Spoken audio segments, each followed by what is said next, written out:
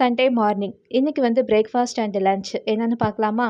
அது என்னமோ எங்க வீட்ல இந்த இடியாப்பம்லாம் பண்ணி ரொம்ப நாள் ஆன மாரி இருக்கு. இன்னைக்கு காலையில பிரேக்ஃபாஸ்ட்டுக்கு வந்து இடியாப்பமும், தேங்காய் பால் தான் செஞ்சேன். இடியாப்பத்துக்கு ஒரு பெஸ்ட் காம்பினேஷன் அப்டின்னா தேங்காய் பால் தான். எப்பலாம் வீட்ல இடியாப்பம் ரெடி ஆகுதோ, அப்பலாம் அந்த மாவு பிழிஞ்சது போக கடைசி மாவு எடுத்து கொஞ்சமா உருட்டி இந்த மாரி கொழுக்கட்டை மாரி வேக வச்சு குடுத்துருவேன். இத எங்க பாப்பா எதிர்பார்ப்பா, "அம்மா அந்த கொழுக்கட்டை செஞ்சியா?" அப்படின்னு. இடியாப்பத்த விட இத சாப்பிடுறது தான் அவளுக்கு ரொம்ப பிடிக்கும். மதிய லஞ்சுக்கு வந்து சிக்கன் வாங்கலான்னு பிளான் பண்ணிட்டு, ஒரு 1/2 கேஜி போல சிக்கன் வாங்கிட்டு, கூடவே ஒரு அட்வான்ஸ் போனஸ் மாரி செவரொட்டி வாங்கிட்டு வந்தாங்க. இந்த செவரொட்டி வந்து வெளிய போய் கேட்டாலும் தரமாட்டாங்க. இல்ல வித்துருச்சு சொல்வாங்க.